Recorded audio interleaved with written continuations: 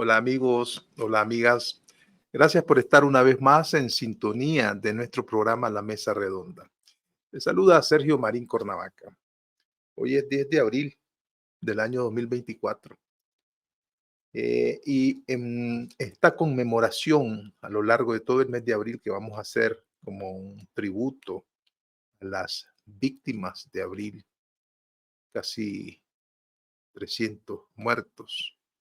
Otros signan en mayor cantidad los muertos que hubo en abril y ciento y tantos presos políticos todavía en las ergástulas de la dictadura Ortega Murillo y mucho dolor, un exilio, un éxodo que ha provocado la dictadura orteguista. Entonces es necesario reflexionar a lo largo del mes de abril sobre todo lo que nos ha ocurrido a los y las nicaragüenses. Y en ese sentido hemos invitado desde el primero a diversas personalidades que ocuparon un sitio preponderante en esa lucha de abril. Hoy vamos a conversar con Yubran Suazo. Yubran se destacó en la lucha de abril en la ciudad de Masaya. Él era un joven estudiante de la carrera de psicología cuando tuvo que abandonarla, porque recién la iba a continuar, pero tuvo que abandonarla precisamente por los acontecimientos de abril. La represión del régimen contra Yubran no se hizo esperar. Su casa de habitación, más 2 viviendas donde también vivían familiares, fueron quemadas por más de 20 motorizados de las fuerzas de choque en Masaya del Frente Sandinista. Y además fue encarcelado en 2 ocasiones. La primera, ¿verdad?, como producto de la reacción de la dictadura frente a todos aquellos liderazgos destacados en los diversos puntos donde se activó la rebelión. Y luego, ¿verdad?, en su afán por descabezar el liderazgo juvenil, Yubran, hay que decirlo, perteneció a la Alianza Cívica por la Justicia y la Democracia, entonces era un actor político sumamente visible y la dictadura lo encarceló por segunda vez. En febrero del año pasado fue metido a un avión con rumbo a Washington y la dictadura tuvo todavía el afán de causar más daño y le quitó su nacionalidad, cosa que está en todas las leyes internacionales y en la propia ley, constitución del país, prohibido hacer eso. Sin embargo, el régimen lo hizo. So, hoy vamos a conversar con él sobre esa trayectoria que Yubran ha tenido, su experiencia en la cárcel, si él quisiera hablar de eso, y después su perspectiva sobre la lucha de abril en los diversos grupos que se conformaron para luchar contra la dictadura. Bienvenido, Yubran, un gusto tenerte por acá. ¿Cómo estás? Buenos días, don Sergio, un gusto. Gracias por la invitación. Para mí es un verdadero placer estar en cercanías a conmemorar este 6º aniversario, traer a la memoria los recuerdos de lo que significó para muchos de nosotros y para la inmensa mayoría de los nicaragüenses un 19 de abril. Y más aún tener presente, ¿verdad?, todo el valor, el coraje, de la inmensa mayoría de la población, el heroísmo de las diferentes ciudades que han alzado su voz y han continuado con esta lucha desde el año 2018. Y sobre todo recordar la memoria de aquellos que fueron asesinados cobardemente por el régimen de Daniel Ortega. Gracias, Yuran. Yuran, empecemos pues por lo cronológico. ¿Cómo te activaste pues en la lucha de abril? Ahí hemos visto algunas fotografías que ya forman parte de la iconografía de la lucha. Tengo entendido que vos ese año ibas a retomar tus estudios de psicología que estabas llevando en la universidad. ¿Eso es así? Sí, así es. Yo estaba en cuarto año de la carrera de psicología en la Universidad Centroamericana UCA, cuando decidí pues nuevamente reiniciar ya mis estudios universitarios para concluirlo. Pues inicia, digamos, toda esta rebelión cívica, y debido a mi trabajo desde el año 2008 dentro del Movimiento por Nicaragua y junto a otros miembros y amigos de la ciudad, pues decidimos iniciar a trabajar desde el aspecto más organizativo, pero teniendo, quizás aquí puede entrar una ligera contradicción, ese autoconvocado, ese término que se llegó a utilizar muy frecuentemente en el año 2018. Y pues pasaron los incidentes del 18 en León, y esa misma tarde, noche, nos comunicamos algunos amigos de la ciudad y decidimos hacer un llamado de las diferentes redes sociales a manifestarnos en contra de lo que estaba ocurriendo en este momento en la ciudad universitaria. Dicho esto, pues convocamos. Recuerdo haber llegado el 19 de abril muy temprano al Parque Central, donde había sido el punto de reunión. Previo a eso pasé trayendo a un muy estimado amigo, y llegamos junto con a lo mucho 3 personas. Eran a eso de las 7, 8 de la mañana quizás. Ya cuando nos hicimos presente en el Parque Central, ya eso estaba tomado por todas las autoridades de la alcaldía de Masaya, dirigidas por el desaparecido Orlando Noguera, y las autoridades municipales, acompañado también de muchos empleados públicos. Ya posteriormente pues llegaron de 5, 3, 10 personas, y ya eso de las 9 de la mañana, a lo mucho éramos quizás unas 50, 70 personas. Así inició toda esta lucha en Masaya. Ya recuerdo que posteriormente surgió de alguien, aquí me voy a reservar el nombre por razones de seguridad, en marchar a lo interno de la ciudad, lo cual, digamos, los que estábamos al frente accedimos, y como una estrategia casi que militar, por decisión de la vida, decidimos quedarnos algunos dentro del parque para que la cantidad, que a lo mucho eran 60, 70 personas, salieran por la zona sur del Parque Central, y es por ahí donde inicia la marcha recorriendo las principales calles de la ciudad, subiendo hacia la zona este de Masaya. La estrategia, digamos, que surge efecto porque logra que tanto los grupos de choque que ya se encontraban dentro del Parque Central quedaran resguardándonos al pequeño grupo que quedamos en el Parque Central. Ya posteriormente nosotros hacemos como que cada quien va para su casa e irrumpimos, digamos, al salir en la zona sur, la zona norte, contraria a donde había salido la marcha.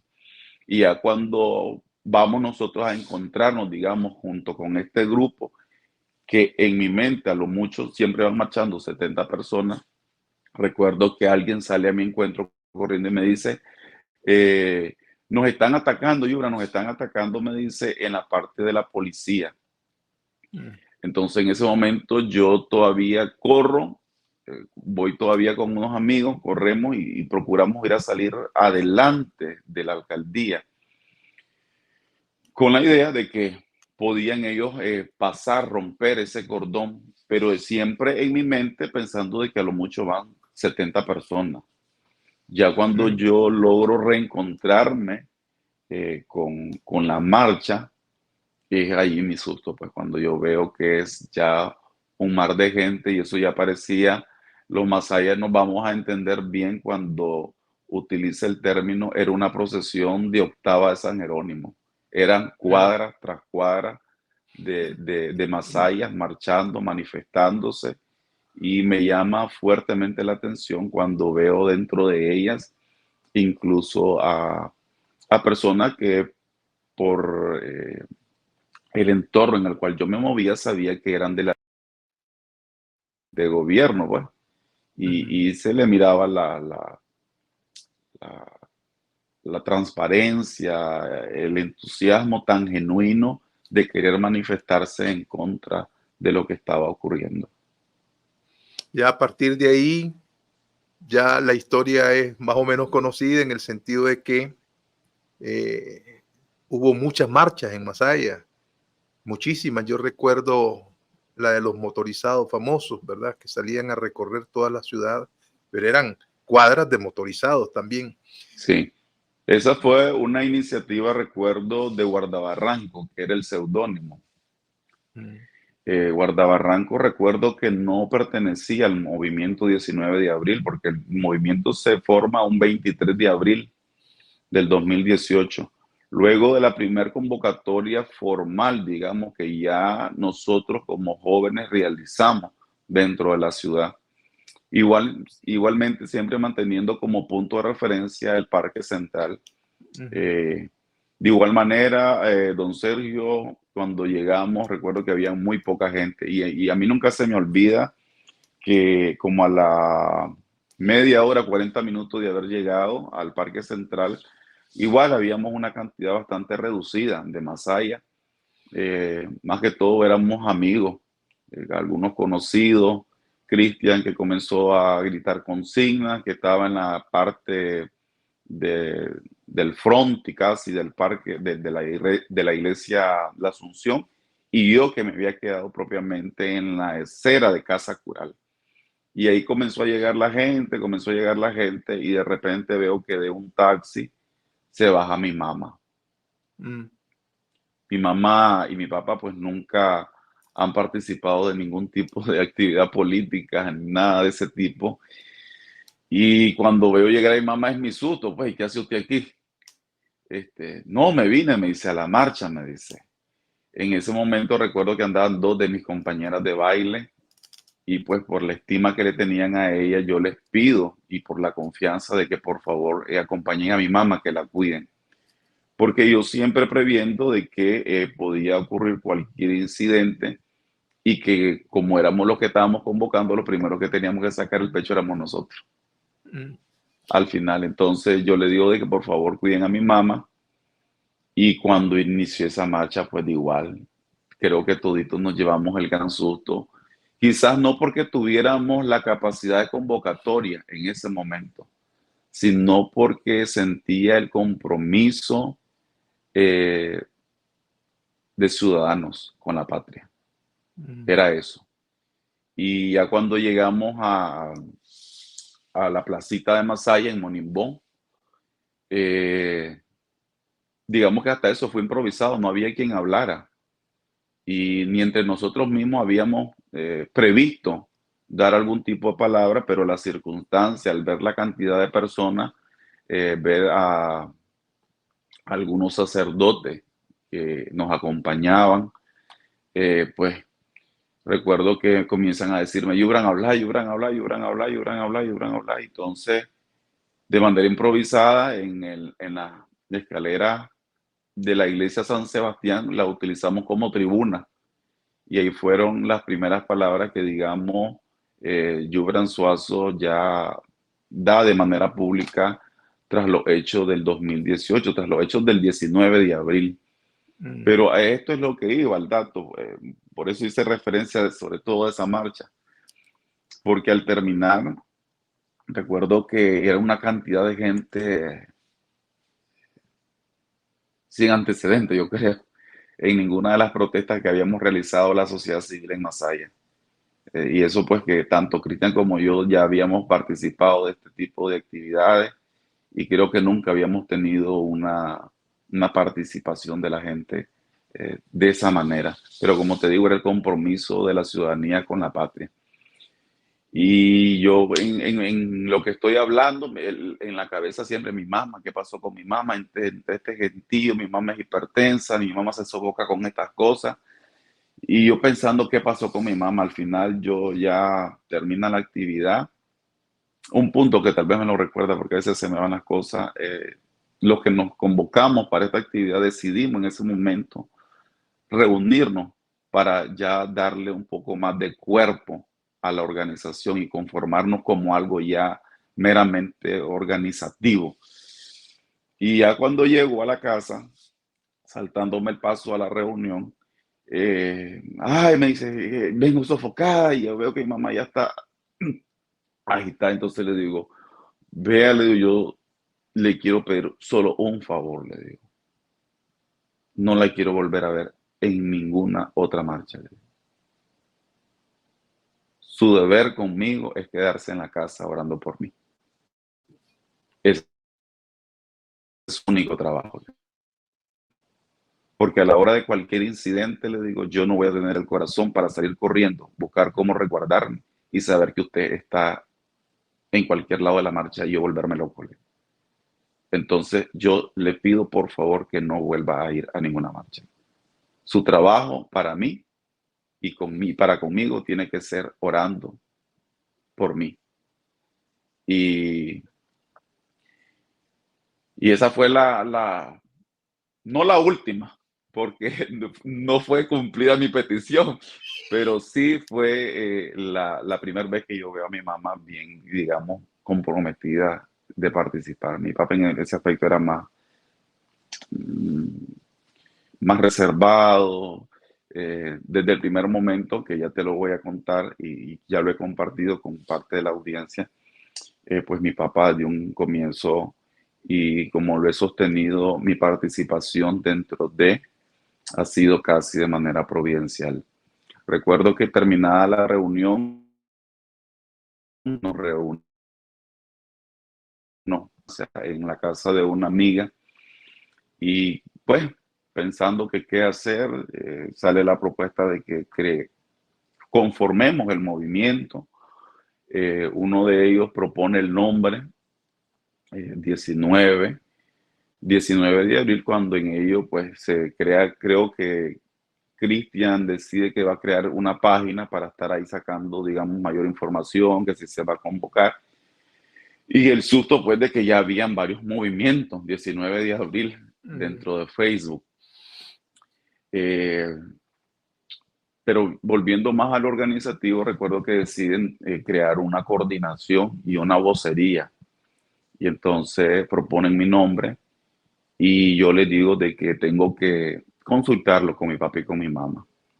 Creo que Dios me dio en ese momento esa dosis de prudencia que a veces me falta. Y yo le digo de que les voy a avisarle, pero yo en esta decisión yo quiero primeramente hablarlo con mi papá y con mi mamá. Mi papá me enseñaba a ser bastante independiente en ese sentido, a tomar mis decisiones y sobre todo a hacerme responsable de mis decisiones. Pero en este momento o en ese preciso momento yo decido tomar la decisión de manera conjunta o acompañado junto con mis padres. Y cuando ya llego a mi casa bajándome del taxi, había una religiosa que éramos amigos, pero que nunca me visitaba. Nunca, nunca, nunca. Y al entrar a mi casa, estaba ella en la puerta. Entonces, ¿qué tal, Sor? Le digo, pase adelante, ve, le digo, necesito que me acompañe porque voy a hablar un tema con mi papá y con mi mamá. Entonces ya pasamos a la sala Y yo llamo a mi papá, pues, y le digo que quiero que platiquemos. Y pues le explico la situación, que me están proponiendo que me haga responsable de la coordinación y la vocería del movimiento. Eh, y recuerdo que en ese momento termino yo de hablar y la hermana pide la palabra. Y entonces le dice a mi papá, mire, don Wilfredo, le dice, así como Dios llama a los sacerdotes, a nosotros como religiosas, le dice, a servirle dentro de la iglesia, a servir una misión. También Dios se encarga de llamar a laicos a un servicio, muchas veces para hacer voces, muchas veces para atender a los enfermos, y de diferentes maneras el Señor nos llama y ya decide uno si acepta ese llamado o no. Y le dice, esto fue lo que más me llama la atención porque ella era muy particular en ese sentido, y muy pragmática, muy realista. Le dice, está al final, le dice, es una decisión que le corresponde únicamente a Yubran. Ya ustedes ya hicieron su vida, él ya es un hombre, le dice, y lo que a ustedes les queda es apoyarlo, la decisión que haya tomado Yubran. Entonces, yo quedo viendo a mi papá, a ver qué reacciona, qué me dice. Eh, Mi papá siempre se ha caracterizado por ser un hombre muy prudente, muy analítico, y a mí digamos que me saca de mi zona cuando yo escucho mencionar a mi papá, eh, esta decisión te corresponde a vos y sea la decisión que tome, nosotros te vamos a apoyar hasta el final. Y entonces yo ahí sentí que tenía el sí y tenía la bendición para poder aceptar esa responsabilidad. Y desde esa fecha hasta hoy, gracias al cielo, pues digamos que en toda esta tragedia que hemos vivido junto a los nicaragüenses, pero como familia hemos estado unidos, que para mí esa es una gran bendición, don Sergio, porque yo he conocido casos incluso de compañeros que estando en la cárcel en el año 2018, su propia familia, incluso hasta las propias madres, que quizás la persona que uno como hijo jamás piensa que le va a abandonar, le va a faltar en esos lugares, pues han dado la espalda lamentablemente y por razones ideológicas. Y entonces yo me siento bendecido con Dios, por Dios, saber de que cuento con el apoyo de mi familia, pero sobre todo de mi papá y de mi mamá, y que me lo han demostrado cargando, cargando con dignidad y con honor esta cruz.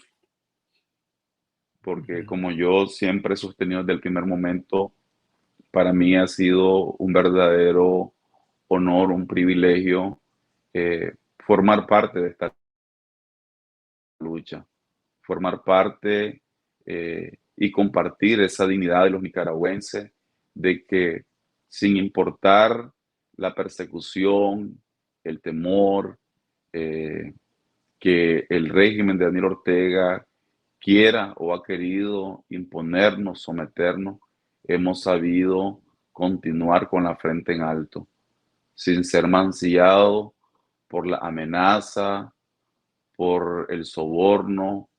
Y yo siento que al final Dios siempre nos da la fortaleza para podernos sostener y poder continuar. Increíble esto que me estás contando. Yo no sabía que se habían registrado casos de algunos de algunas personas que han estado en la lucha y que sus familias pues le han repudiado, lo han abandonado. Es duro, es muy duro. Prueba de la gran división que tenemos en la familia nicaragüense. Claro. Yubran, vos fuiste parte integrante de la Alianza Cívica por la Justicia y la Democracia. Caíste preso, si mal no recuerdo, en mayo, en el mes de mayo, creo que el 18, cerca de esa fecha, ya en la segunda parte, ¿verdad? Cuando fuiste encarcelado. ¿Qué reflexión haces desde el punto de vista político de estas organizaciones que están en la lucha contra la dictadura Ortega Murillo, que están en la lucha o en la resistencia? Pasando por el hecho de que, bueno, fueron encarcelados todos los liderazgos, tanto aquellos aspirantes a las elecciones presidenciales de aquel momento que tocaba elecciones. Pero ahora, ¿cuál es tu reflexión sobre eso, sobre esos aspectos? ¿Qué, qué militancia tenés en alguna de las organizaciones? ¿Seguís en la Alianza Cívica, verdad? Que luego se tornó Ciudadanos por la Libertad. Eh, no, ahí participaban Ciudadanos por la Libertad en una cosa más amplia, ¿verdad? Sí. Bueno, explícanos eso entonces. Bien, yo aún continúo siendo parte de Alianza Cívica. Actualmente soy parte del Consejo Ejecutivo. Desde antes de mi captura hubo un mandato extraordinario en el cual, digamos, a los miembros ejecutivos que estábamos detenidos, posteriormente decidió el Pleno de la Alianza eh, no removernos del cargo. Y nosotros pues continuamos ocupando estos cargos.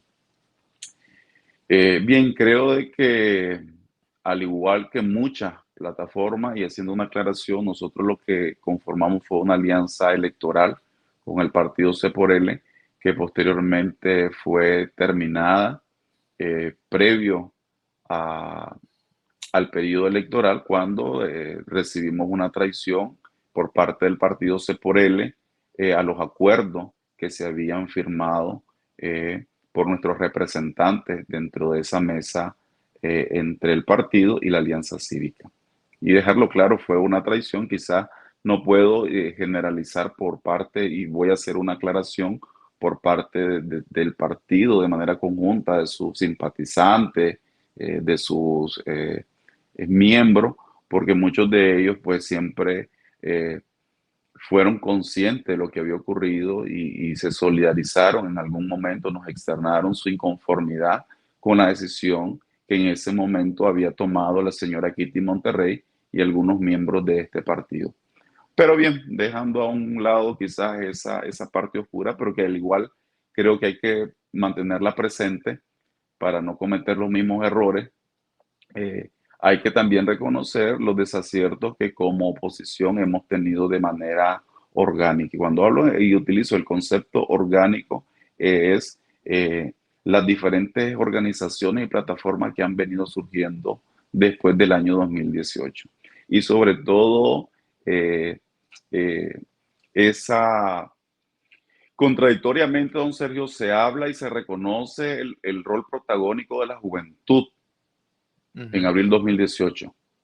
Pero nos damos cuenta que en las diferentes organizaciones o plataformas opositoras, en unas más que otras, siempre se continúa visibilizando al joven como la punta de lanza para una campaña electoral, para que sea la voz, para que sea el corista, para que sea el acompañante, para que sea el pega papeleta y sea el que anda cuidando al candidato presidencial o a los candidatos a diputaciones.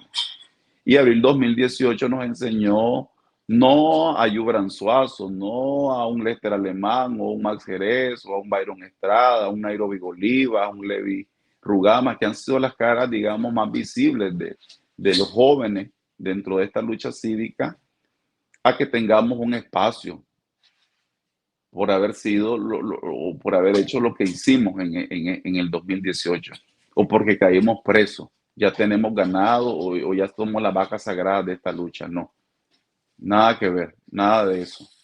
Pero sí, yo estoy consciente y creo de que el rol de la juventud, y ese es uno de mis principales luchas al interno de las organizaciones, es que los jóvenes en general, los nicaragüenses que deseen participar en las tomas de decisiones, tienen el derecho tienen el derecho. Y esto no queda únicamente reducido a un sector político que durante años ha estado cogobernando con el régimen de Daniel Ortega. Porque aquí hay que romper una narrativa, yo insisto en eso, y quizás esto me ha conllevado algunas críticas de algunos grupos minoritarios, pero bastante ruidosos. Pues, y son estas campañas del antisandinismo. Yo no comparto particularmente esa campaña del antisandinismo porque me parece que es una política tradicional, desfasada, ortodoxa, que utilizó en algún momento la oposición nicaragüense simplemente para sacar ventaja de los procesos electorales y que esto vino a polarizar una sociedad y que durante muchísimos años, y lo repito, muchísimos años, simplemente se ha utilizado esta estrategia desfasada para sacar crédito, pero no para conquistar verdaderamente los derechos, reivindicar los derechos de la inmensa mayoría de aquellos que a diario se enfrentan con que los frijoles están cada vez más caros. Y aquí se habla y se señala a la disidencia del sandinismo, pues, de que son culpables de delitos, que esto, que lo otro. Yo no niego de que tengan quizás responsabilidad, pero yo siempre he tenido una premisa dentro de la política y en mi vida. Mientras yo no tenga los pelos de la mula en la mano, no puedo decir de qué color tienen los pelos. ¿Ya? Y yo creo de que si es necesario, y como ellos lo han reiterado en muchas ocasiones, creo algunos dirigentes de la revolución, si en algún momento llega a Nicaragua a instaurarse una verdadera justicia, a iniciar procesos investigativos sobre cuestionamientos que esta gente estuvo vinculada a crímenes de lesa humanidad, pues que sean juzgados. Yo no digo lo contrario, pero de igual manera, si son inocentes, pues también se les tiene que eximir de los delitos que se les están imputando.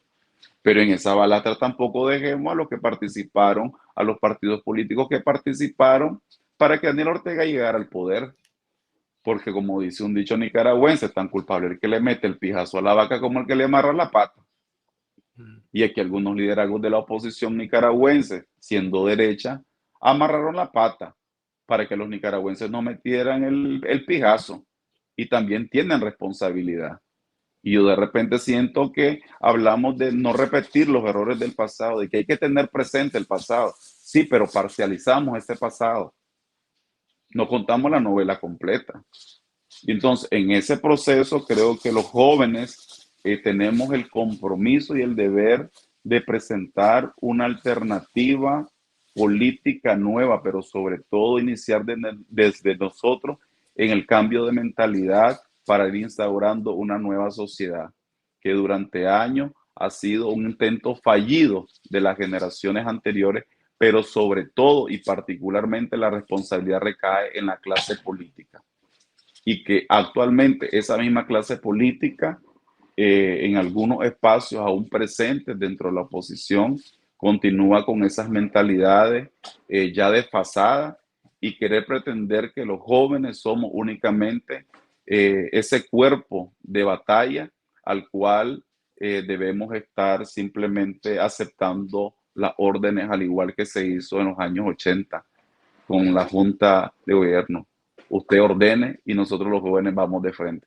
Y eso, Abril rompió completamente la mentalidad para una nueva sociedad, para la construcción de una Nicaragua en la cual el ciudadano sea empoderado en las tomas de decisiones. Esto que estás diciendo refleja, pues, ¿verdad?, un malestar dentro de estos grupos políticos sobre el tratamiento que se le ha dado a la juventud. Eso persiste, Yubran. ¿Qué soluciones han habido? Porque han habido muchas posiciones y las posiciones extremas de muchos jóvenes ha sido renunciar a esos espacios. Yo diría, don Sergio, quizás que no sean decisiones extremas, sino decisiones pragmáticas al ver la realidad que impera dentro de las diferentes plataformas opositoras en Nicaragua y que nosotros como jóvenes estamos conscientes de que tenemos que ser una alternativa política. Y aquí cantarlo y decirlo con las palabras precisas y claras. Nicaragua necesita de una nueva propuesta política, porque la oposición hasta hoy no ha sido capaz de estar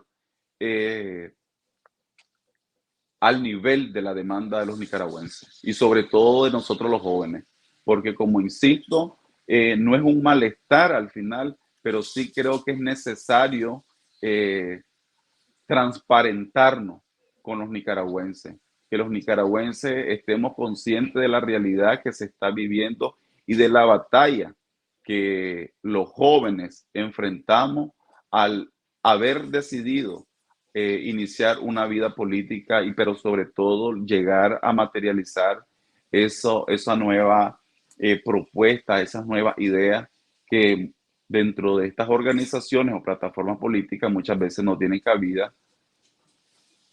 porque las miran como una amenaza.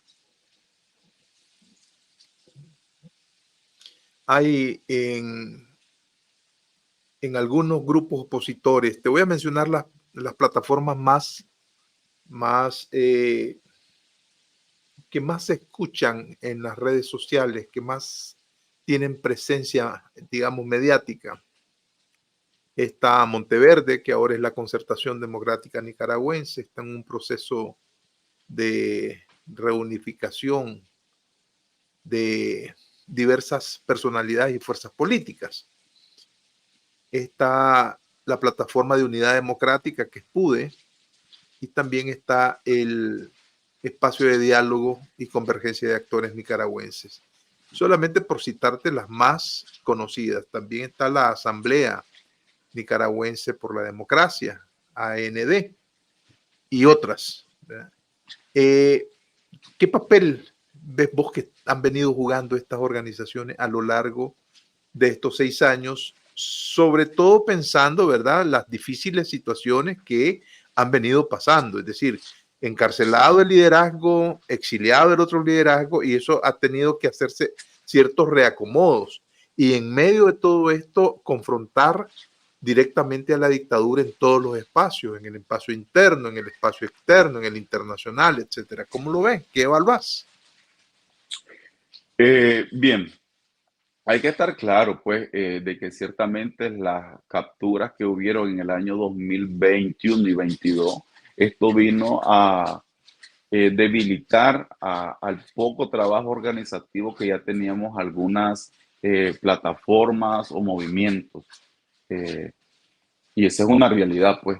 La mayoría de los liderazgos de la oposición, desde un exilio forzado, eh, y cada organización ha vivido un proceso de reestructuración a lo interno y también hay que, en honor a la verdad, hay que reconocer que también han existido algunos avances y logros que diferentes organizaciones hemos venido trabajando en esa llamada unidad en acción. Lo antes expuesto por mí no niega que hayan algunos trabajos y algunos logros alcanzados desde el año 2018, como ha sido la condena eh, eh, a nivel internacional, la denuncia a nivel internacional. Hoy vemos la no reelección de Dante Mossi como presidente del BESI, y ese es uno de los logros que logró la oposición de manera organizada en ese trabajo conjunto que muchos han determinado como unidad en acción. Y bueno, la visibilización de la realidad que están viviendo la inmensa mayoría de los nicaragüenses. Y bueno, un sinnúmero de hechos que ahí están. Eso no se puede negar. Pero como bien le decía, usted hizo referencia a una organización particular que mucho ha causado noticia dentro de este mundo opositor. Uno, por no presentarse de manera visible, con una propuesta clara, como un posible sujeto político, muchas ambivalencias en determinados momentos, mucho temor percibo yo dentro de esta organización. Ciertamente de que hay que, dentro de esto, actualmente en Nicaragua hay que manejarse con bastante prudencia, pero la prudencia no se confunda tampoco con miedo, porque hay una línea bien frágil, bien fina entre el temor, entre la prudencia y el miedo. Y yo creo que muchas veces han caído en miedo.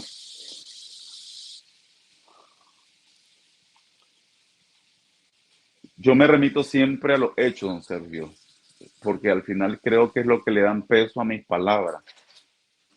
Y los últimos acontecimientos, la poca participación de la juventud dentro de estos espacios, de los movimientos juveniles, porque se denunció en algún momento esa actitud de no incorporar a algunos liderazgos juveniles.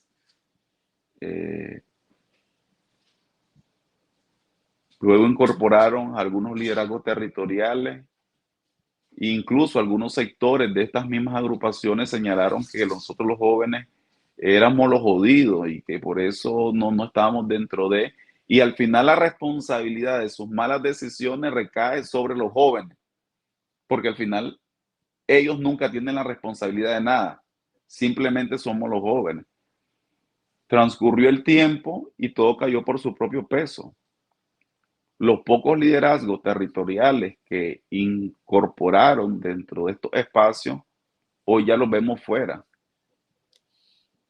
Y lo hicieron de una manera muy transparente, creo, con los nicaragüenses, hablando la realidad de lo que se está viviendo. Y de lo cual muchos de nosotros hemos venido denunciando. Y por eso se nos ha incluso hasta satanizado algunos. Pero es que, bueno, quedarme callado sería volverme cómplice, número uno. Y número dos, sería faltar al verdadero espíritu de abril, donde los nicaragüenses demandamos transparencia, limpieza en el servicio, en el trabajo de la vida política. Y no digo que nosotros los jóvenes seamos los santos, o que no cometamos errores o desaciertos en la toma de decisiones. Pero creo de que todavía tenemos un gran bagaje. Tome esa inocencia no como pendejo. Ya, tenemos esa inocencia de transparencia, pues que no es sinónimo de ser pendejo. Y creo que lo hemos demostrado. Las agrupaciones civiles y algunos liderazgos civiles hemos dado golpes más contundentes al régimen de Daniel Ortega que incluso la misma oposición organizada. ¿Y cómo ves vos el panorama de esa oposición organizada? En primer lugar, muchos de ellos piensan que están en la etapa de la creación del sujeto político, ¿verdad? Algunos hablan de acomodar, de definir, ¿verdad? Lo que son los espacios de sociedad civil y lo que son los espacios por agrupaciones políticas propiamente, políticas ideológicas, conservadores, liberales, progresistas, etcétera. ¿Cuál es tu visión de eso? ¿Has tenido la oportunidad de plantear tu punto de vista ahí, en esos espacios donde vos participás? Mientras ese sujeto político no se empodere de un liderazgo que sea capaz de mencionar con claridad una propuesta o cuál es la propuesta, va a continuar siendo un fracaso, a como lo ha venido existiendo. Y mientras la oposición y estas organizaciones no aprendamos, me voy a incluir, no aprendamos de los errores, de los fracasos, de intentos de unidad, vamos a continuar patinando en seco, así de claro.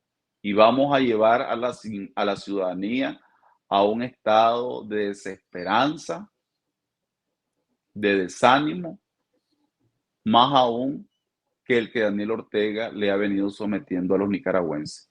Porque querramos o no, los que aún están dentro del país confían en cierto modo en algunos liderazgos.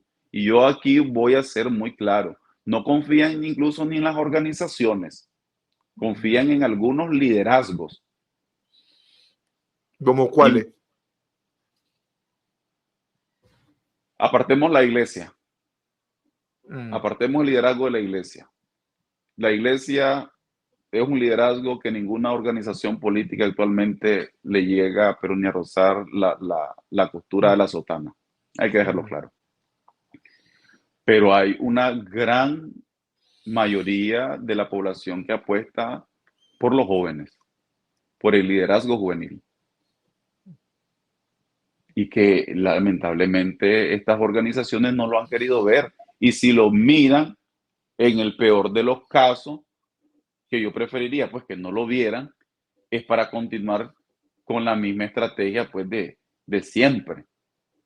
Los jóvenes, bonita la foto, pero en la toma de decisión, usted se mira calladito, bonito, porque usted no tiene experiencia, la experiencia la tenemos nosotros, usted lo que tienen es fuerza y esa fuerza se utiliza para las marchas. Así lo dicen con esa claridad. Los hechos lo dicen. Ahora, hablemos de liderazgos juveniles. ¿De quiénes estamos hablando en esos liderazgos? Yo veo dentro de ese liderazgo a todas esas caras visibles del 2018. Veo a todo ese grupo de jóvenes universitarios con quien tuve el honor de estar compartiendo celdas por la libertad de nuestra patria y que Estamos, continúan con ese compromiso a un Nairobi, a un Levi Rugama, a un Byron Estrada.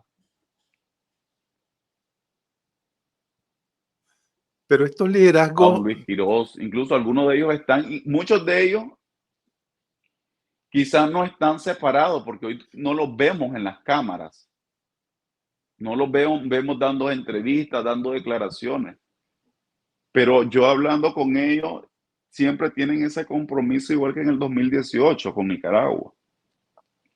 Y que por incluso estas mismas decisiones, esas actitudes que se toman, han decidido quizás guardar un poco la distancia. Sumado a ello, obviamente, el exilio, la separación con la familia. Cuando uno llega aquí a los Estados Unidos, todavía se torna más complejo cuando se sale del país porque hay que buscar cómo sobrevivir. Porque aquí no tengo a mi papá y a mi mamá que, por ejemplo, si no tengo reales, yo sé que mi papá, aunque sea un pan con frijoles, me van a dar. Pero aquí, ¿quién? Aquí hay que buscar cómo sobrevivir.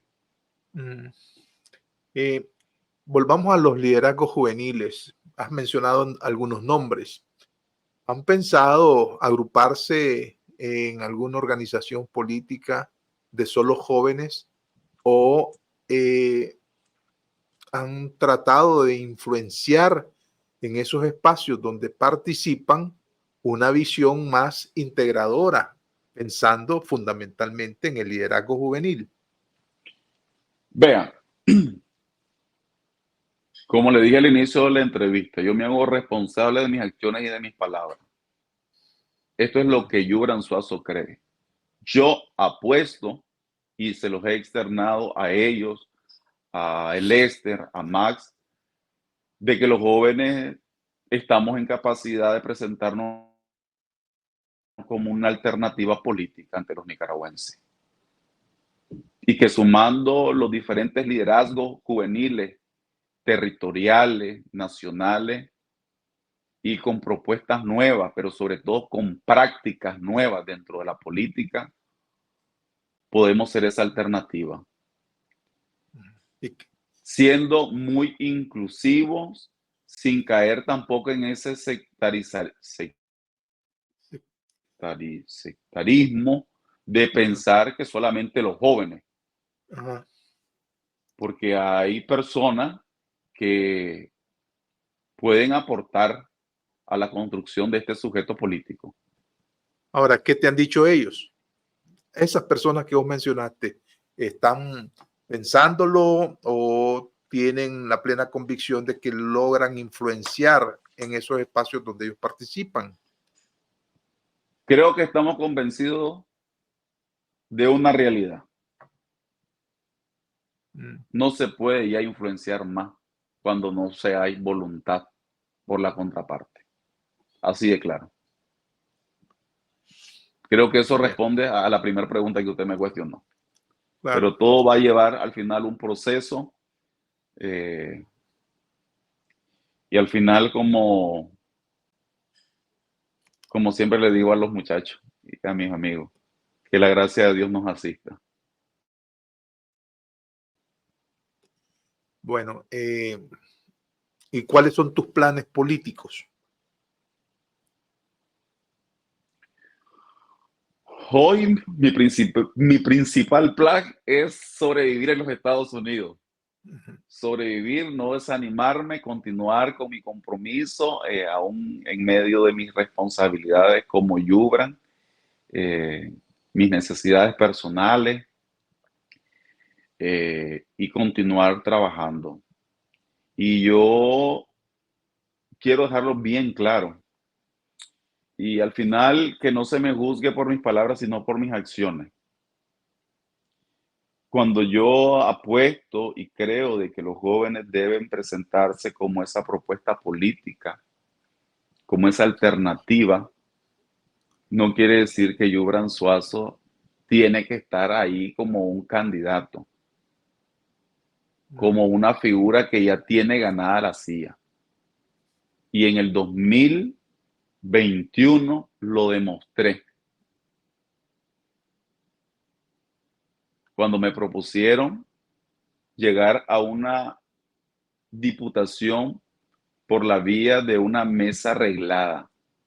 Y les dije, Yubran Suazo, si va a optar a una diputación, lo va a hacer de manera transparente. Porque más allá que tengo un compromiso con los Masaya, con las personas que han confiado en mí, tengo un compromiso con mi padre y conmigo mismo, de levantarle la frente a cualquiera y no quedármele callado cuando se me impute de algo que he faltado a mi palabra y lo que ponga en duda mi ética y mi honor como hombre. Y faltarle a eso, como se lo dije una vez en la cárcel a uno de mis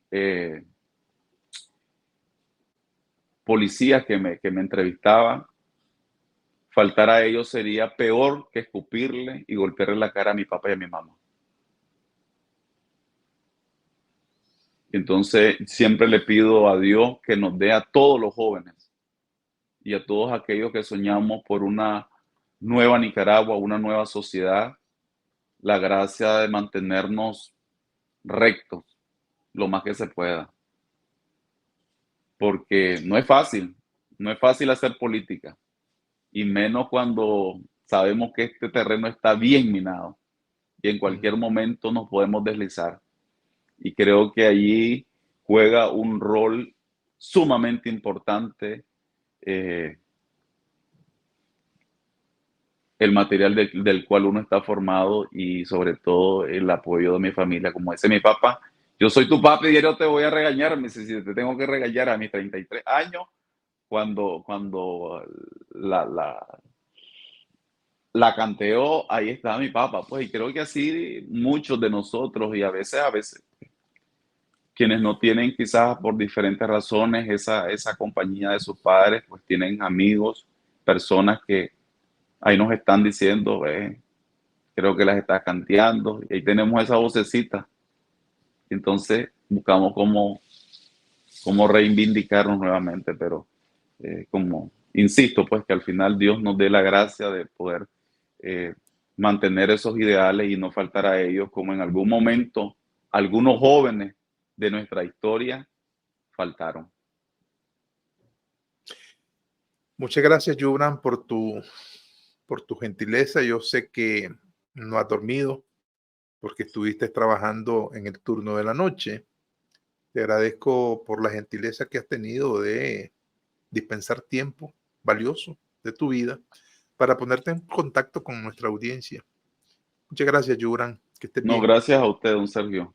Y recordemos siempre, esta lucha nadie nos dijo que iba a ser fácil.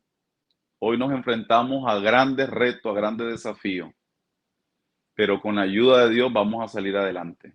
Y como dice un eslogan, desde abril hasta la libertad. Y de que se van, se van. Viva Nicaragua libre. Viva Nicaragua libre. Muchas gracias, Yuran. Que estés bien. Gracias a usted, don Sergio. Muchas gracias a ustedes, amigas y amigos televidentes. Yo no sé qué ha pasado hoy con YouTube. Parece que nuestro enlace StreamYard ha tenido algunas dificultades, pero inmediatamente vamos a cargar este programa en YouTube para que nuestros seguidores por ese medio, ¿verdad?, nos puedan ver. Tengan ustedes muy buenas tardes. Nos vemos mañana. Nos encontramos mañana en otro programa de La Mesa Redonda.